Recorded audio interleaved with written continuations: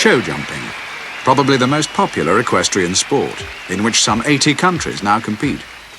With top prize money reaching $250,000 and horses costing up to $1.5 million, showjumping is big business, made possible only by commercial sponsorship. The sport attracts huge audiences, and television viewers for the big events run into billions. What is so compelling about the Grand Prix arena? The sport, of course, is intrinsically very artificial, and people have sometimes asked me, how can you attach so much importance to the fact that you build these ridiculous artificial fences and then you jump them and he happens to jump them a second or 2 seconds faster or leaves one more of them up than you do, and that's a matter of very great consequence? Well, every sport is more or less artificial, and there's an endless fascination in the complex collaboration between the man and the horse. You have two different talents, two bodies, two temperaments, two different experiences with life. And of course, on the big day, you both have to synchronize absolutely perfectly. I can get up on the right side of my bed, but my horse has to get up on the right side of his stall as well. Bill Steinkraus, individual gold medalist for the United States in 1968, and now chairman of the US equestrian team, has played a major role in helping America to rise to the forefront of this sport, and he is now recognized as a world authority on showjumping. Michael Matz, one of today's leading competitors who has won 4 gold medals in the Pan American Games, as well as a World Cup final, owes his early successes to his relationship with the brilliant Jet Run. Now he is building another strong partnership with Chef. Welcome from Pennsylvania, superstar rider Michael Matz and Chef. What exactly makes for a winning partnership? Chef is a small horse. He's a little bit over 16 hands. Every time he goes in the ring, the fences are over his head. He's a horse that has a lot of courage. He has that little bit of fight in him that I think that makes him a good horse.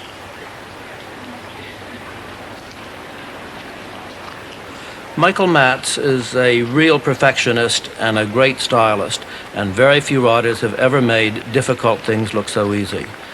In fact, sometimes people are disappointed the first time they watch him because they can't see him really doing anything, and they very rarely realize how fast he's going. But that's his art. He's still regulating every stride and every takeoff, but he's doing it all so skillfully that it seems to be just inevitable. I'm maybe not a natural, but I work at it maybe a little bit harder. I try to be as consistent as possible. I'm not going to take real big chances. I'm not going to go crazy in a jump off. I'll do what I have to do. I'd rather always get a piece of a Grand Prix than 1 week win and never hear from me again in 6 months. On the other side of the Atlantic, John Whittaker's partnership with the matchless Ryan Sun took him to the top of the sport in Great Britain. He has since won medals at the Olympic Games, the World Championships, and the European Championships. John Whittaker is a typical North Countryman, and it's been really fascinating to watch his development as a rider. In temperament, he's very strong and rather quiet. His first great collaboration was with Ryan Sun, who was a real old-fashioned pattern of horse, and John rode him in a somewhat old-fashioned Northern Yorkshire way, with a long rein and long stirrups, and they won an awful lot together, including the individual silver medal at the 1980 Alternate Olympics. Since then, John's developed an entirely new partnership with a very different kind of horse, Milton, and he's learned to ride him in a very different way, a somewhat more classical way, with a shorter stirrup and riding very much more forward. But no matter what he's riding, Johnny is certainly one of the very soundest riders in the world today.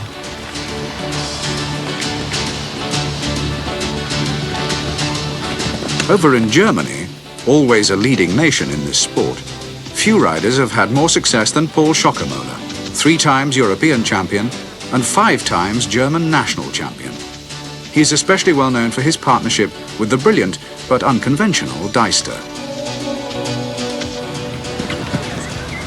I know him quite well, how he reacts and so on, and well, he would try to jump fences. I believe for sure that he couldn't jump if I would ask to.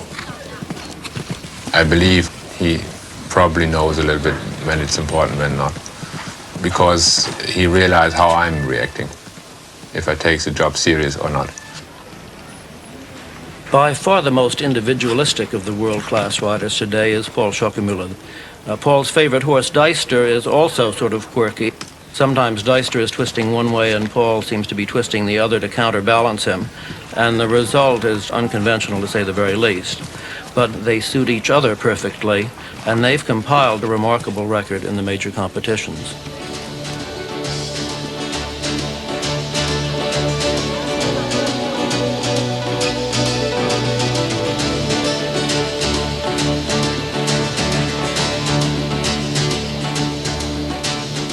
To have a good mental rapport with your horse is exactly the same as having a rarely good marriage and understanding.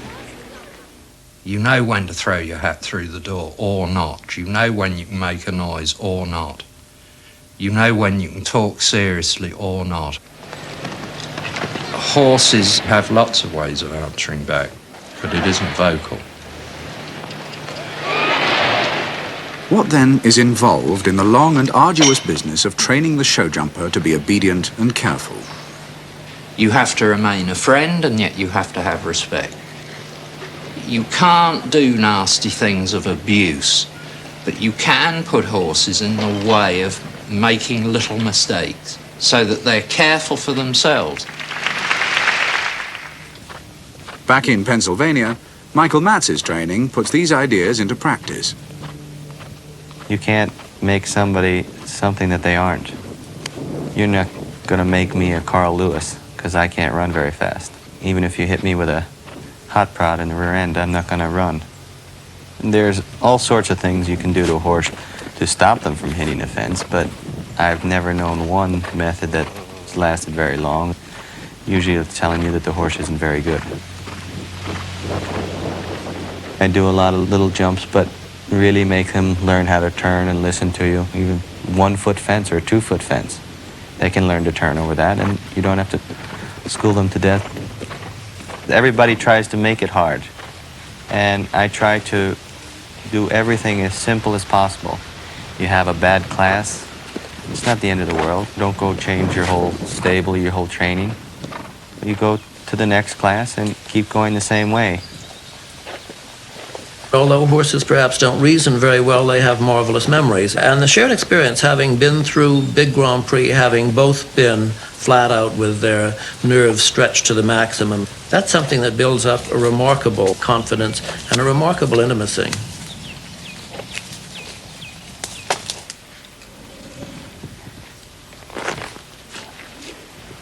I would say that the average jumper would spend 2 or 3 years just learning his craft, learning to jump straightforward courses. And then he has to spend a couple of years going around the world, seeing different venues, seeing different variations of difficult courses. If you overmatch him early in his career, for sure he never makes the top. The true foundation for jumping performance is the horse's obedience and suppleness on the flat. Riders like Michael Matz take enormous pains with their flat work. They teach the horse to do all sorts of different things, to bend, lengthen, shorten, turn very sharply while still keeping perfect balance.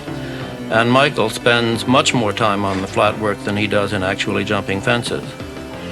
The reason, of course, is that the real art of show jumping lies in riding the approach. And I would say that most knockdowns come from a fault during the approach rather than some defect in jumping technique or jumping form itself.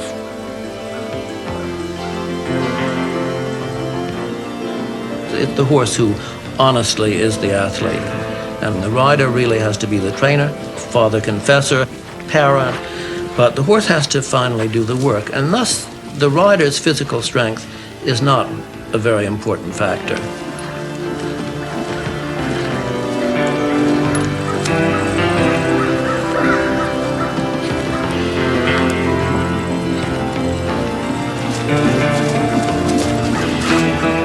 Jumper is a very delicate mixture of chicken and bravery.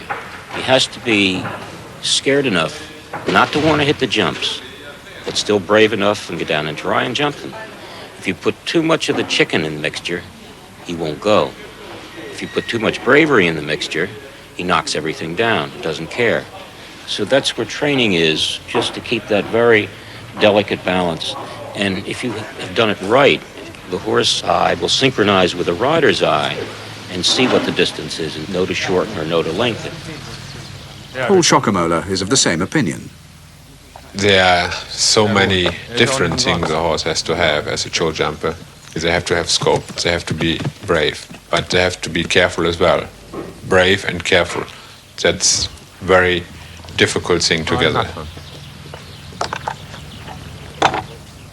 The flat work in Paul's yard is mostly seen to by other riders, because Paul has so many other businesses to run. One of the ways in which his system differs from those of other riders is that every horse in the yard will spend 2 to 3 hours per day on the horse walker, as well as being ridden. Paul believes this is good for the horse's muscles, tendons, blood circulation, and even his bones.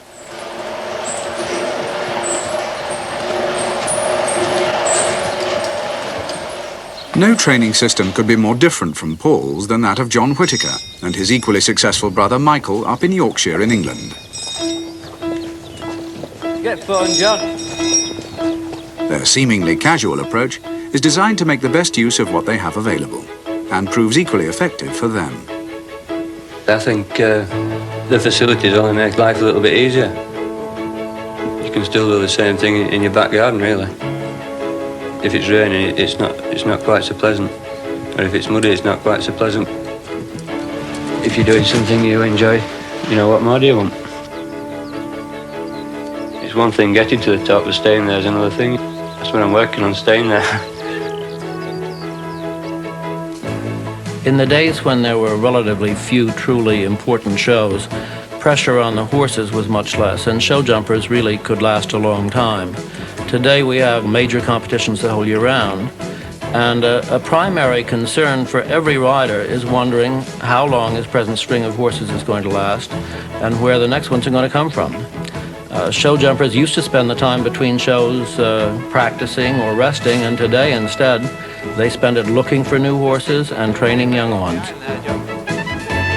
It's a partnership together, and unless your horse is working to help you, well, you're fighting a losing battle, really.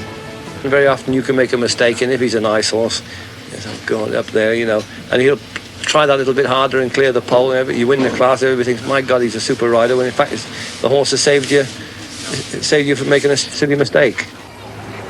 It's your job to know at all times when you're riding, practically where every foot is on the ground. It's my job to get him to the spot where he takes off, to have his rhythm right and the pace right and his shape in himself. And after that, it's up to him to carry me over. The jumping part to me is terribly easy. It's the approach that's the difficult part. The top show jumper is obviously a very rare animal. What are the qualities a rider looks for in a potential world beater? The really good horse is composed of a lot of different ingredients, and if any one of them is outstanding enough, it can cover deficiencies in other areas. He needs strength, of course, not necessarily the kind of strength it takes to jump huge puissance walls, but enough strength and scope to cope with a variety of big fences. He needs considerable agility and gymnastic ability, and he needs a lot of courage and willingness to be pushed right to the limits of his ability. But most of all, he needs the kind of temperament not necessarily an easy one either, that will let him produce his very best performances under the very toughest circumstances.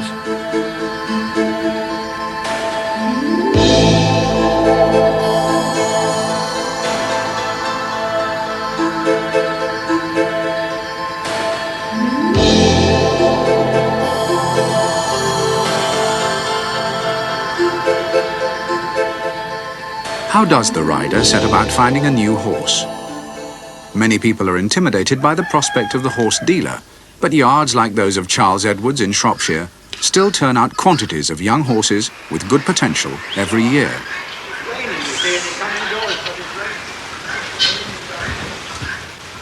We sell a lot of young horses each year, 50, 60 or 70 young horses for sure. His value is what you can make of him. When I started off as a young man, you'd buy a nice horse for £500. A good novice today is worth anything from 10 to 15,000. It's his brain and his heart is the most important thing. Things you can't see. You walk in the yard and somebody pulls it out. You feel something. You see something in the eyes or in the look of a head. It's special. It's like falling in love. It's indefinable. I still prefer the grey one. It's like myself. There's a bit of snow on the roof, but there'll be plenty of fire in the furnace. You buy what horses you can find, and then you can go 2 or 3 years without even finding anything you like at all. I like a good back end. Good intelligent head. His outlook on life wants to be nice. I like to see them when they leave the floor. You know, something magic when they leave. You know, they're like a cat. They come off the floor. They don't pound along. You know, they hear a good horse when he canters along on the ground. He just touches it, and you know, he's sort of cantering on air all the time. Sure to make top class in capable hands. Well-mannered both in and out of the stable, and for sale through no fault of his own. Another big problem in buying new horses is, of course, to find the money. Corporate sponsorship has helped for some lucky riders, but for others, the auction room offers a cheaper, if riskier, way to find new prospects. Top horses are always hard to find because there's so few of them. Animals like that I would probably compare to the sort of chap that walks on a tightrope. It's a facility of the mind, really, more than physical, I believe. You're looking for an animal with a very special mind, an animal that actually wants basically to jump clean from the very beginning. If the animal itself doesn't really worry whether it knocks a fence down or jumps it clean, you're on a lost cause. For those with the time, money and space, a more systematic way of producing jumpers is to breed them, using mares and stallions who have already proven their worth. In England, there is no real breeding system for jumpers, but in Germany, it is a serious business. Paul Schockermöller, for example, also runs a stud farm which brings his total number of horses to an incredible 500.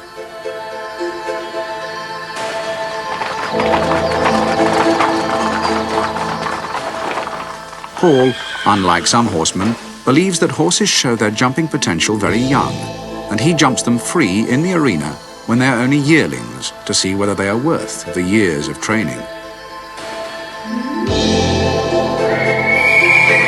I will give him notes about scope, form, and so on. I believe the back is even more important than the front legs. If they hang a little bit with front legs, normally with age you can train them.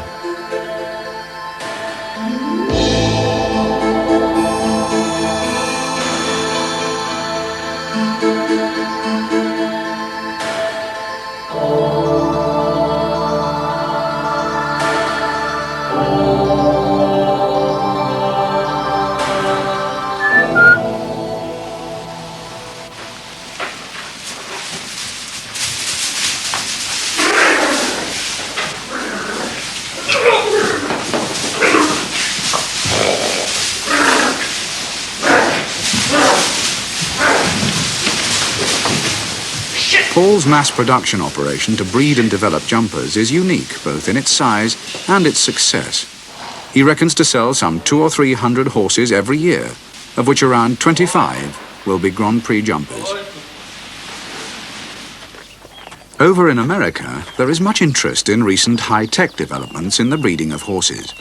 At Hamilton Farms in Massachusetts, Meg Hamilton and Mary Lou Cabot have started a very sophisticated operation, transporting the semen of brilliant show jumping and dressage stallions to mares all over the world. Mary Lou and I both got very tired of shipping mares 1,000 miles to find a good stallion, and then the mare would come home sick and not in foal, and we would have spent $1,500 to $2,000 over and above the stud fee and had nothing to show for it. Just a normal artificial insemination collection. You have to be very careful of contamination and your temperature regimes. You can't use sloppy AI practice. In other words, you can't drop it on the floor and scoop it up and ship it because it won't live. But basically, you simply collect it and you just extend it maybe 3 or 4 to 1. Extender's like a nutrient fluid you put it in for the journey. Put it right in the equitainer and send it on its way. Many people have read to Abdullah now with Transported Semen and To I Love You and Galubay. I believe that it's the thing of the future. Once you have the outstanding horse, the key factor is how well he matches up with the rider who's going to ride him. And very great horses have sometimes spent long periods of time in unsympathetic hands, showing nothing. You know, everybody rides slightly different, and very often you can get a horse that's gone a little bit careless for one rider. You can give it to another one, and it's sort of his computer system is different to the other fellows. The horse is taken out of his little bit of complacency, and he'll suddenly become very careful, purely because you've ridden him a different way. To me, when I look at it, you have a 1,500-pound horse, a rider with an average around 150 pounds, and you're controlling them with 2 little pieces of leather in their mouth. If it's done wrong, it could be really disaster. And when it's really done right, it's really beautiful to see. It really is art.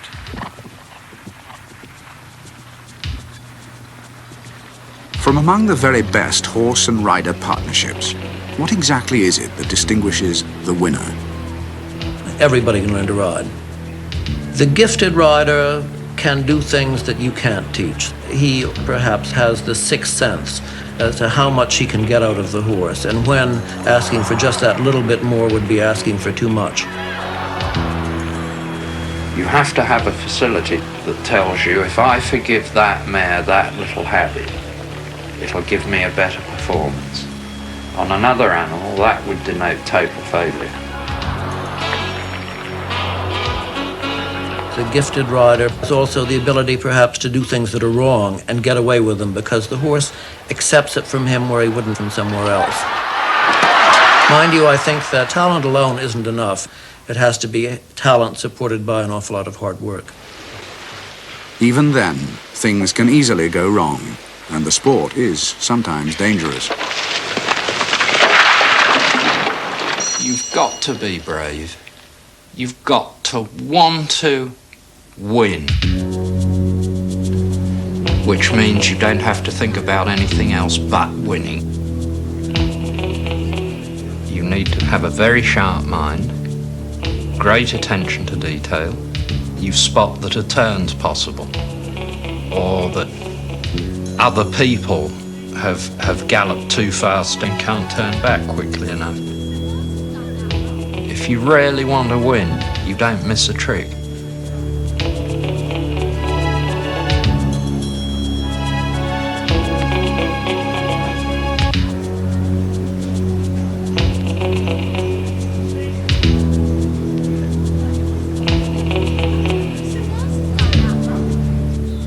The difficult thing about the jump-off is that while almost all the riders in the competition could presumably jump a clear round if time were not a factor, time is a factor, and they have to determine how big a cut they're going to take against the clock. That in turn is influenced by the position of the draw. If they have to go very early, you can either say, well, I'm going to go like a bat out of hell and hang up such a brilliant time that nobody can possibly catch it. Or you might say, well, maybe I'll just chalk up a clear round, and if it's pretty quick, perhaps I will put so much pressure on the horses that follow me that in trying to be faster, they will have a fence down.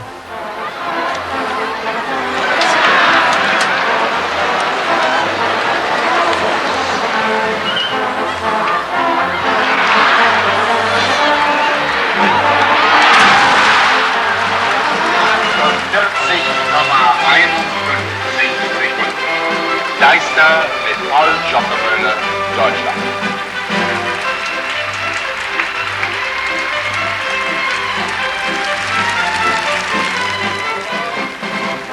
The American team have been supreme at both the Olympics and the World Championships in recent years. Why should this be? America, for me, is where it's at the moment because they train intelligently. Their facilities are fantastic. They don't leave a stone unturned. They put their whole being into that great thing of America, be a winner. Their veterinary side is way ahead. Their techniques in keeping horses sound, in treating injuries which are bound to happen. The whole spectrum is so much more tied up into one big whole. You have a training barn with lots of horses and good facilities, and the barn vet. Okay. If you ride for a barn, there's everybody there giving 101% for that barn to win a class. Retard a little in the air. They're not afraid to say that they go to a trainer. In England, it happens very little, on a formal basis. Different things to take his mouth. You want a very firm contact. George Morris is the best-known American trainer. As a young rider, he worked with the great Pt1 de Nemothi, a Hungarian cavalry officer who came to the States in the 50s and proved an immediate catalyst for the newly established US equestrian team.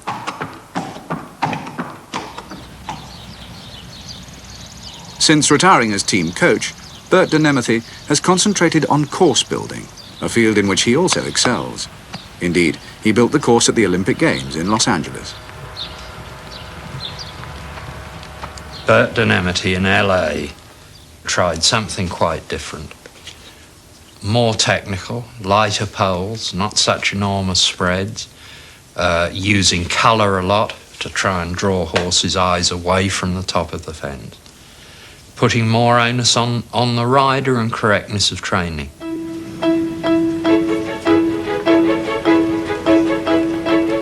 There's more and more realisation in the effect of multicoloured fences, fences that merge into the background, for instance, exactly the green of the grass.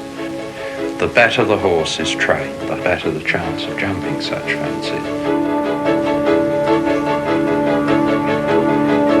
The challenge to the riders, it seems to me, in years to come will become increasingly a strategic and an intellectual challenge. You have to plan horses' careers. In tennis and in golf, we're finding that the best players recognize that they cannot go flat out 52 weeks a year. And I think exactly the same challenge will face the rider. You really have to manage horses' careers now, and indeed your own.